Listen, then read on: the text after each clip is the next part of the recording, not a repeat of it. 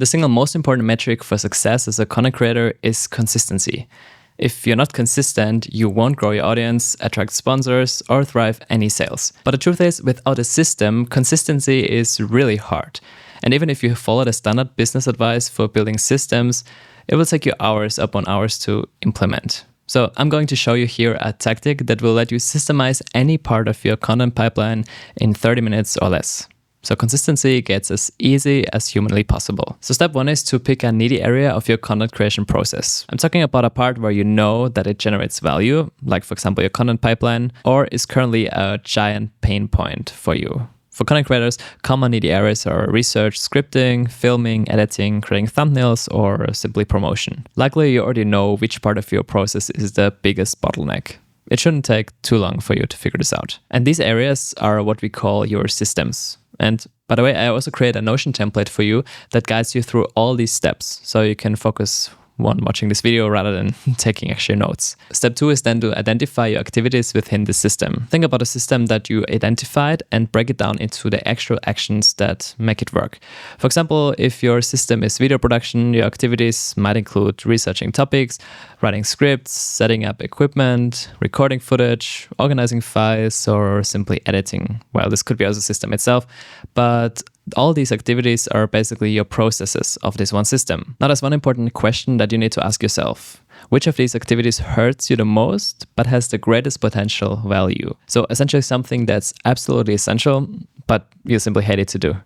Typical things are like scripting, recording, or editing. I personally don't like editing much, so this would be an area of interest for me. Now in step 3, we have to define the tasks within this process. So for each activity, define what is happening, when it happens, and who is in charge of it. So for example, if script writing is your focus, tasks might include researching key points every Monday by you. So we have the what, the when, and the who. Another thing might be creating an outline Tuesday morning by you, or creating a first draft Tuesday afternoon by you, or another reviewing and editing Wednesday by you. So we can see we have these kind of 3 elements of what's happening, when it's happening, and who's in charge of it. It's important to write all of these tasks out so you have complete clarity. It also really shows how much different tasks your entire business actually has. The next step is to assign ownership. So basically, who is responsible for certain tasks? Because when building a system, we not just define what, but we also delegate it, so it's entirely clear who is responsible. We can assign responsibility for entire systems or also just for part of the processes to someone. This is fairly straightforward if you already have a team to whom you can assign responsibilities, which is probably also what you want to do in the long run. But no worries, if you're just starting out and you don't have a team yet, that's also fine. Rather than assigning it to someone else, you assign it basically to yourself in this case. This can be also a huge help when you actually plan your own week, because you know exactly what needs to be done. And once you're ready to hire someone else later on, you already have the right systems in place and you just have to assign it to someone. Also worth mentioning is to potentially assign certain tasks to AI agents.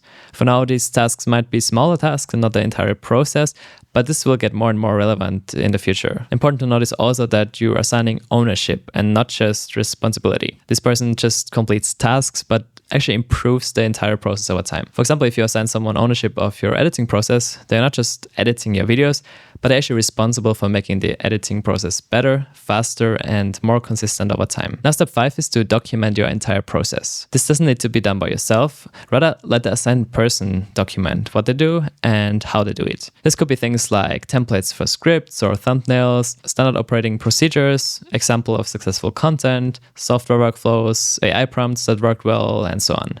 This ensures that if your assigned person is unavailable or it's time to hire someone new, your content process doesn't come to a stop. And now with these 5 steps, you can systemize any area of your content pipeline in 30 minutes or less. Important to notice that you don't have to do this for every single system or process in your business at once. Start with the biggest bottleneck, and once you gain some time back from streamlining your first system, fix another bottleneck, and so on. If you do it piece by piece for each area of your content creation process, your channel could be unrecognizable in just 6 months, producing more consistent, higher quality content with less effort from you. So I recommend you download the Notion template linked in the video description and start systemizing your content pipeline straight away. Always remember, the most successful channels aren't the ones with the most talent or the best equipment. They're the ones that consistently show up, and systems are the things that make consistency easy. I hope this was helpful, and see you in the next one.